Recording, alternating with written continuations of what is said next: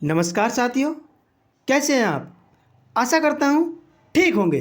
स्वागत है आपका अपने परिवार प्रकाश क्लासेस में भैया।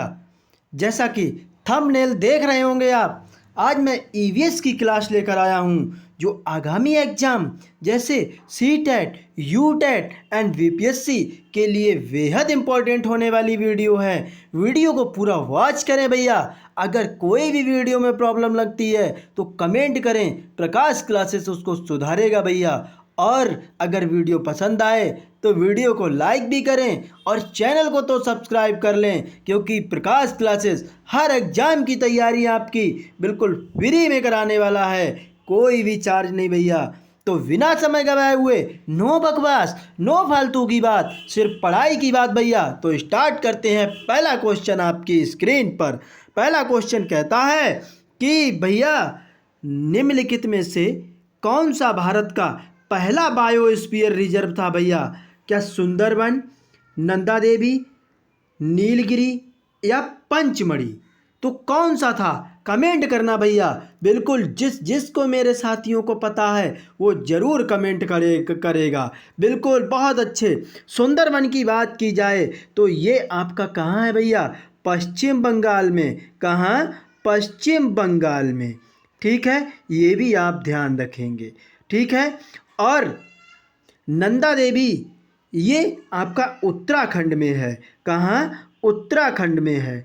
ठीक है साथियों, नंदा देवी उत्तराखंड में। नीलगिरी पश्चिमी घाट, कहाँ, पश्चिमी घाट में मिलता है भैया, जो केरल की घाटियों में नीलगिरी है। पंचमढ़ी आप मुझे कमेंट कीजिए। फिलहाल निम्नलिखित में से कौन सा भारत का पहला बायोस्फीयर रिजर्व है, सबसे पुराना बायोस्फीयर पूछा जा रहा है आपसे, तो वो है नीलगिरी भैया। ठीक है। ये कब इस्टेब्लिश हुआ था, ये 1986 में। कब, 1986 में। ठीक है, कहाँ है, पश्चिमी घाट पर। ठीक है। अगला क्वेश्चन आपकी स्क्रीन पर। अगला क्वेश्चन बड़े ध्यान से देखना, बेहद इंपॉर्टेंट क्वेश्चन है। स्टार लगाना इस पे भैया, स्टार लगाना। देखिए, रतौंधी किस विटामिन की कमी से होती है। अगर आपसे पूछा जाए भैया कि जल में घुलनशील कौन से, जल में घुलनशील विटामिन कौन कौन से हैं, तो आप क्या बताएंगे।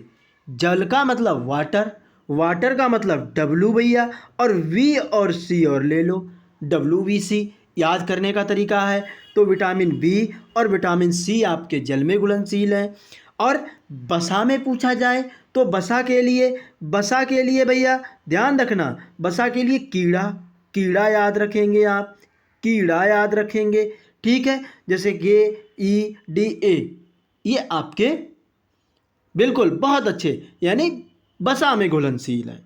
ठीक है। विटामिन ए का आपका रासायनिक नाम पूछा जाए तो क्या होता है, रेटिनाल होता है। क्या होता है भैया, रेटिनाल होता है। ठीक है। और ये किस में पाया जाता है, ज़्यादातर गाजर में पाया जाता है। ठीक है, ये ध्यान रखेंगे आप। विटामिन बी का रासायनिक नाम क्या होता है, थायमीन होता है। क्या, थायमीन होता है। ठीक है। हरी सब्जी में पाया जाता है। कहाँ, हरी सब्जी में पाया जाता है। बिल्कुल याद रखेंगे आप। ठीक है। विटामिन सी का आपसे रासायनिक नाम पूछा जाए तो क्या होगा, एस्कॉर्बिक अम्ल। क्या भैया, एस्कॉर्बिक अम्ल, एस्कॉर्बिक अम्ल। ठीक है, ये किस में पाया जाता है, एस्कॉर्बिक अम्ल, ये किस में पाया जाता है आपका, बिल्कुल कमेंट करना भैया। नींबू, खट्टे पदार्थों में, नींबू, संतरे, इनमें पाया जाता है। ठीक है। और विटामिन डी का रासायनिक नाम क्या होता है, एग्रो कैल्सीफेरॉल भैया। क्या चीज़, इधर नीचे लिख देता हूँ, एग्रो कैल्सी फेरॉल। बिल्कुल राइटिंग के लिए थोड़ा बेहद शर्मिंदा हूँ मैं। और ये सूर्य के प्रकाश में पाया जाता है। किसमें, सूर्य के प्रकाश में, सूर्य के प्रकाश में। ठीक है साथियों, ये मैंने विटामिन आपको डिफाइन किए हैं। फिलहाल रतौंधी किस विटामिन की कमी के कारण से होता है, कमेंट करना भैया। बिल्कुल किससे होता है, ये विटामिन ए की कमी के कारण होता है। तो 2 नंबर का करेक्ट आंसर ए हो जाएगा। अगला क्वेश्चन आपकी स्क्रीन पर। अगला क्वेश्चन कहता है आपका, क्या कहता है, ग्लोबल टाइगर फोरम यानी GTF का फुल फॉर्म ग्लोबल क्या होता है भैया, ग्लोबल टाइगर फोरम होता है। का मुख्यालय कहाँ है ये पूछा गया है, क्या लखनऊ, नई दिल्ली, चेन्नई या गांधीनगर। तो हम बता दें इसका संगठन भैया 1997 में बना था, संगठन बना था। ठीक है, ये भी आप ध्यान रखेंगे 1997 में। ठीक है, और ग्लोबल टाइगर फोरम का मुख्यालय कहाँ है, ये आपका नई दिल्ली में है। ठीक है, अगला क्वेश्चन आपकी स्क्रीन पर, वन्य जीव अभयारण्य अधिनियम 1972 की निम्नलिखित में से किस अनुसूची में वे जानवर शामिल हैं जिनका शिकार किया जा सकता है। बिल्कुल भैया, ऐसे किस अनुसूची में बात की गई है, क्या अनुसूची 3, अनुसूची 4, अनुसूची, ये सॉरी टाइपिंग में मिस्टेक हो गया है साथियों, ये अनुसूची होगा आपका 5, अनुसूची 5 होगा। ठीक है, तो आप कमेंट करना भैया क्या अनुसूची 6 में है ये। तो हम आपको बताएं अनुसूची 3 क्या कहती है। बिल्कुल, जो शपथ का प्रारूप है भैया, किसका, शपथ का प्रारूप, शपथ का प्रारूप किसमें है, शपथ का प्रारूप, ये आपका अनुसूची 3 में है। ठीक है, अनुसूची 4 किसके लिए जानी जाती है, बिल्कुल राज्यसभा की सीटों के लिए, राज्यसभा की सीटों के लिए, सीटों की आवंटन के लिए। ठीक है, और अनुसूची 6 किसके लिए जाना जाता है भैया, बिल्कुल त्रिपुरा, त्रिपुरा, मिजोरम, मिजोरम, मेघालय, मेघालय, हाँ मेघालय का जनजातीय प्रशासन, का जनजातीय प्रशासन। ठीक है भैया, फिलहाल जो जानवर का शिकार किया जा सकता है भैया वो अनुसूची 5 में दिया गया है। ठीक है, अगला क्वेश्चन आपकी स्क्रीन पर। अगला क्वेश्चन कहता है लौंग पौधे के किस भाग से प्राप्त होता है, क्या छाल, पत्ती, पुष्पकलिका या प्रकंद। स्टार लगाना भैया, डबल स्टार लगाना, ये क्वेश्चन कहीं ना कहीं आपसे पूछा ही जाना है। तो लौंग जो है वो पौधे के पुष्पकलिका से प्राप्त होती है, क्योंकि लौंग ही एक फूल होता है, ये ध्यान रखेंगे। ठीक है साथियों, मसालों के लिए कौन सा राज्य जाना जाता है, मसालों के लिए भैया केरल जाना जाता है। कौन, केरल जाना जाता है। ठीक है, अगर आपसे चाय बागानों के लिए पूछा जाए तो असम की बात की जाती है। ठीक है, ये दोनों क्वेश्चन बेहद इंपॉर्टेंट हैं, याद रखेंगे। अरे वीडियो कैसी लग रही है भैया, एक बार कमेंट करके ज़रूर तो बताइए। अगर अच्छी लग रही है तो लाइक भी कीजिए, शेयर कीजिए भैया। आपके माता पिता को प्रकाश क्लासेस का सादर प्रणाम है। अगला क्वेश्चन, इस वनस्पति की पहचान कम वर्षा, रेतीली मिट्टी, उच्च तापमान की संवेदनशीलता, छोटी पत्तियां और गहरी जड़ों वाले पेड़ है भैया। बिल्कुल, जिसमें हाई टेम्परेचर होगा, संवेदनशील होंगे, छोटी पत्तियां होंगी और जड़ें जो होंगी वो गहराई में जाएंगी।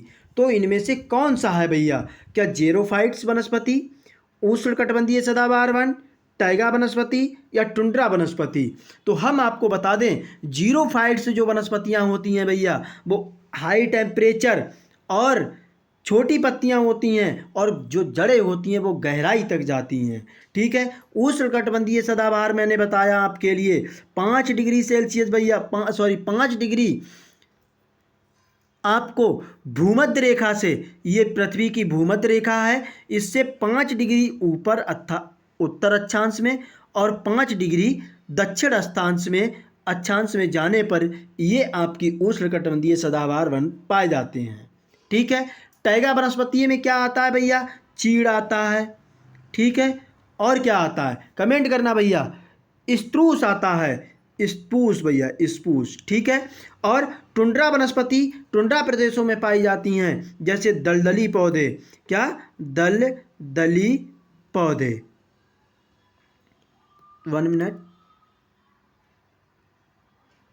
दलदली पौधे, ठीक है, ये आपके टुंड्रा प्रदेशों में पाए जाते हैं, ठीक है।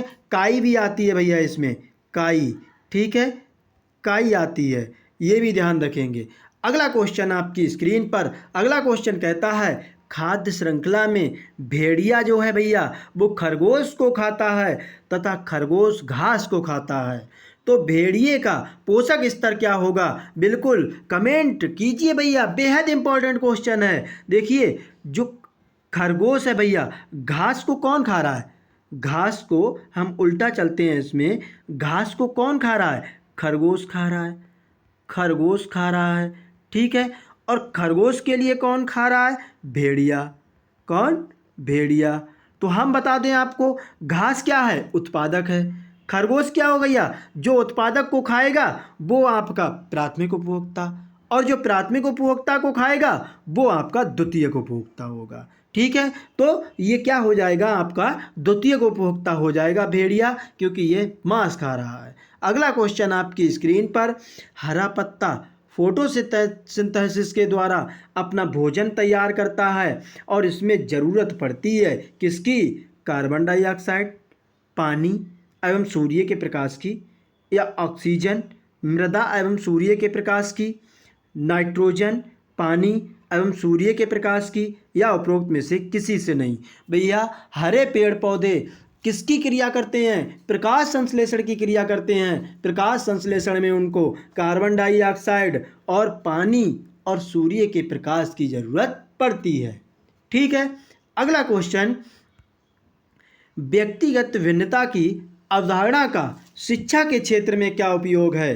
क्या व्यक्तिगत भिन्नता के आधार पर कक्षा का वर्गीकरण, या बालकों की रुचि को महत्व देना, या विद्यार्थियों की ओर व्यक्तिगत रूप से ध्यान देना, या उपरोक्त सभी?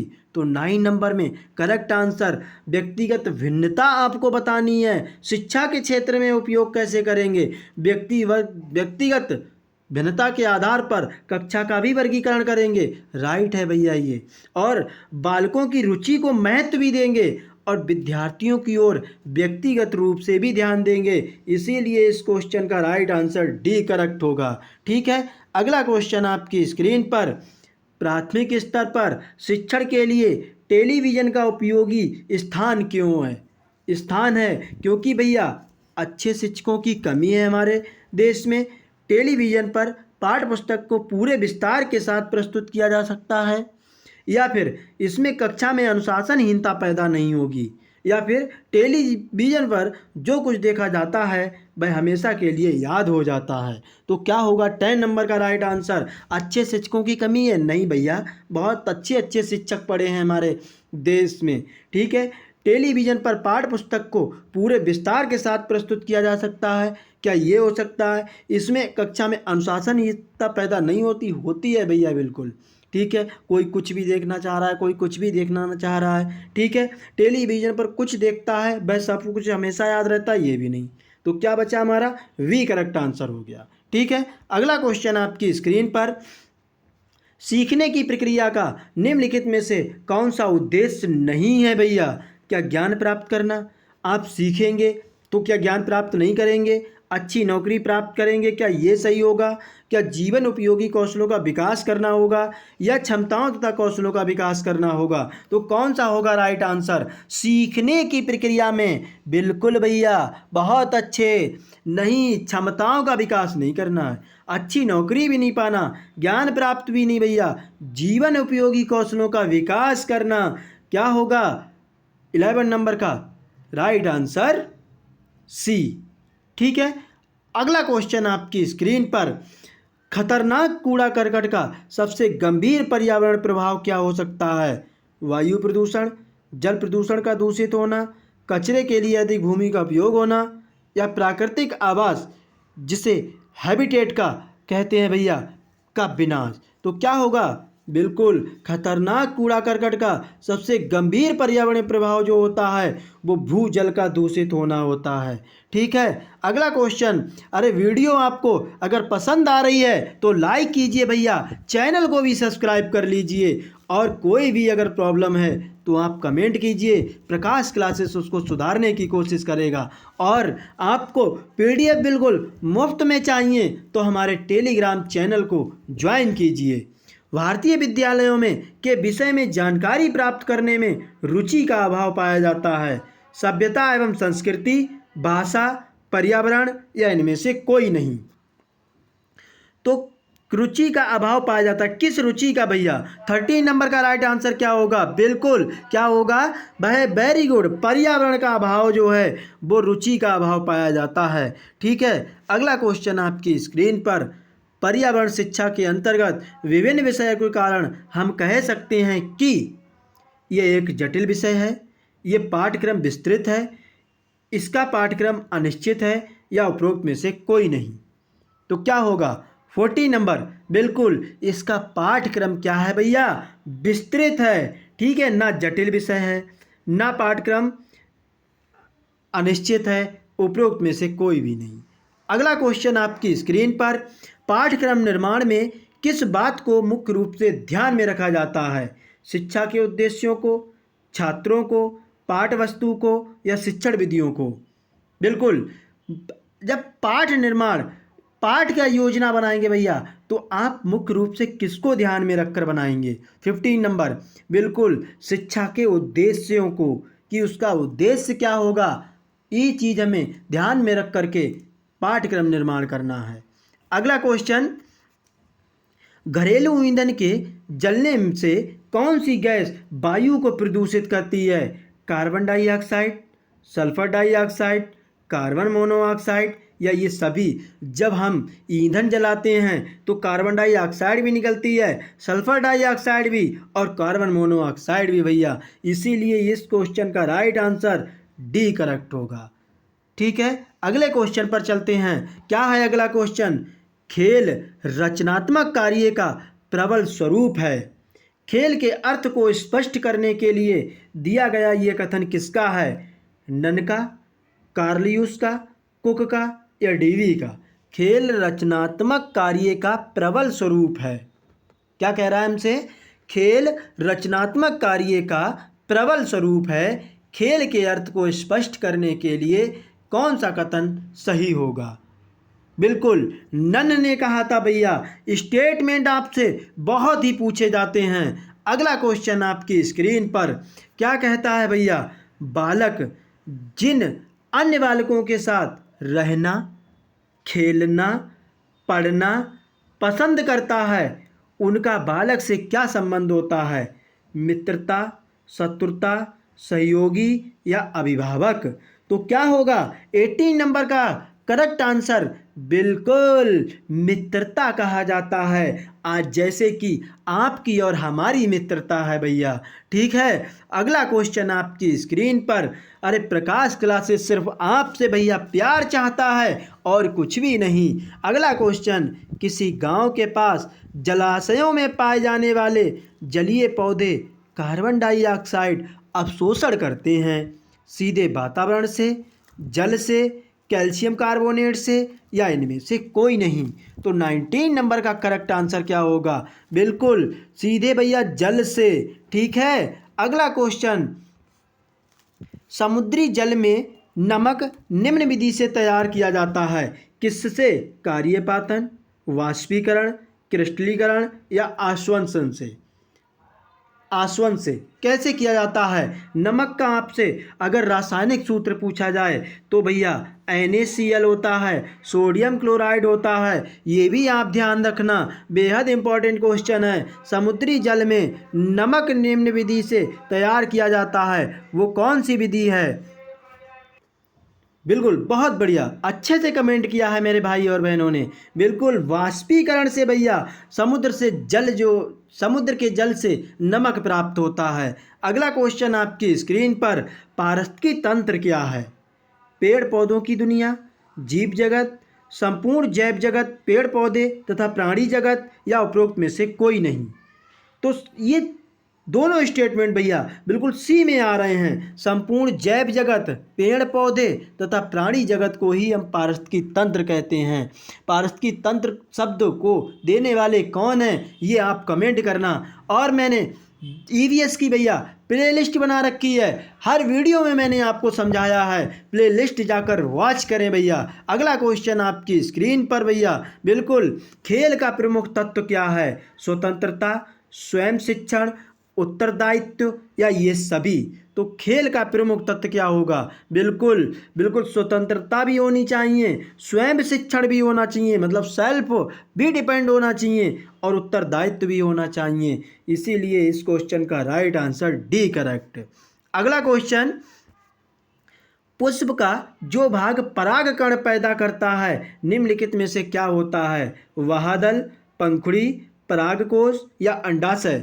तो पुष्प का जो भाग परागकण पैदा करता है उसे क्या कहते हैं? 23, बिल्कुल बहुत अच्छे, परागकोश होता है। ठीक है, अगला क्वेश्चन आपकी स्क्रीन पर, मैदानी क्षेत्रों में सामान ढोने के लिए गधे एवं खच्चर का प्रयोग किया जाता है, तो पहाड़ी क्षेत्रों में इनके समतुल्य कौन है? क्या ये भैंस लिखा है साथियों, क्या घोड़ा, ऊंट या याक? तो मैदानी से पहाड़ी क्षेत्रों में जाना है आपको, क्या याक का प्रयोग किया जाता है? ये लिखा है भैया याक का प्रयोग किया जाता है, ये आप ध्यान रखेंगे। अगला क्वेश्चन आपकी स्क्रीन पर, रेल परिवहन के लिए लंबा प्लेटफॉर्म कहाँ स्थित है? कानपुर, दिल्ली, पश्चिम बंगाल, ये बंगाल है, ये टाइपिस्ट भी भैया बहुत कमाल कर देता है, महाराष्ट्र। तो 25 का राइट आंसर क्या होगा? बिल्कुल, रेल परिवहन के लिए लंबा प्लेटफॉर्म कहाँ स्थित है? दिल्ली। इन ऑप्शनों में से पूछा जा रहा है आपसे, अगर आपसे स्पेशली पूछा जाए तो भैया वो है गोरखपुर। ठीक है, सबसे लंबा प्लेटफॉर्म। अगला क्वेश्चन आपकी स्क्रीन पर, अगला क्वेश्चन, शोर प्रदूषण को नियंत्रित करने का उपाय है? मशीनों को उचित रखरखाव, उद्योगों को आबादी क्षेत्र से दूर स्थापित किया जाए, या सघन वृक्षारोपण किया जाए, या उपरोक्त सभी? तो 26 का राइट आंसर क्या होगा? उद्योगों को आबादी क्षेत्र से दूर स्थापित किया जाए तो भैया शोर प्रदूषण को कंट्रोल किया जा सकता है।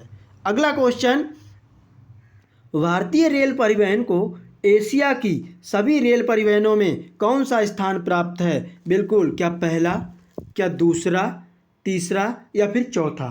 तो जो आपके भारतीय रेल है इसका विश्व में, यानी विश्व नहीं सॉरी एशिया में कौन सा स्थान है? 27, बिल्कुल पहला स्थान है, याद रखेंगे, स्टार लगाएंगे इस क्वेश्चन पर। अगला क्वेश्चन आपकी स्क्रीन पर, रचनात्मक खेल के अंतर्गत कौन सा आता है? क्या क्रिकेट, क्या फुटबॉल, गुड़िया बनाना या हॉकी? तो हम आपको बता दें, गुड़िया बनाना एक आपका भैया रचनात्मक खेल के अंतर्गत आता है। ठीक है, ये सेकंड लास्ट क्वेश्चन है इस वीडियो का। छाया तब बनती है जब अपारदर्शी पदार्थ प्रकाश के रास्ते पर बढ़ता है, प्रकाश के रास्ते से दूर जाता है, प्रकाश के रास्ते में नहीं होता, या प्रकाश के रास्ते में होता है। तो क्या होगा? बिल्कुल प्रकाश के रास्ते में होगा भैया, तभी अपारदर्शी पदार्थ बनता है। ठीक है, छाया तब बनती है जब अपारदर्शी पदार्थ होता है। अगला क्वेश्चन, अपारदर्शी का मतलब क्या है? अपारदर्शी का मतलब भैया प्रकाश किसी दूसरी वस्तु से आर पार ना निकले भैया, एक साइड से दूसरी साइड ना निकले, उसे अपारदर्शी कहते हैं। तो जिस पर प्रकाश नहीं निकलेगा उसकी ही छाया बनेगी। ठीक है, अगला क्वेश्चन आपकी स्क्रीन पर, परिवार लास्ट क्वेश्चन है इस वीडियो का। परिवार विविध कार्यों वाली संस्था है, ये विचार किसका है? मेरे अकॉर्डिंग डबल स्टार लगाना है इस क्वेश्चन पर। तो क्या फ्रॉवेल ने कहा था, मैजनी ने कहा था, या इलियट एवं मेरिल का है, या सुकरात का है? 30 नंबर, बिल्कुल एलियट एवं मेरिल ने कहा था भैया परिवार विविध कार्यों वाली संस्था है। ये वीडियो आपको कैसी लगी एक बार कमेंट जरूर करना। अगर वीडियो पसंद आई हो तो वीडियो को लाइक करें, शेयर कर दें, और चैनल को तो सब्सक्राइब कर लें, क्योंकि हर एग्ज़ाम की तैयारी बिल्कुल आपकी फ्री में होने वाली है। जय हिंद साथियों।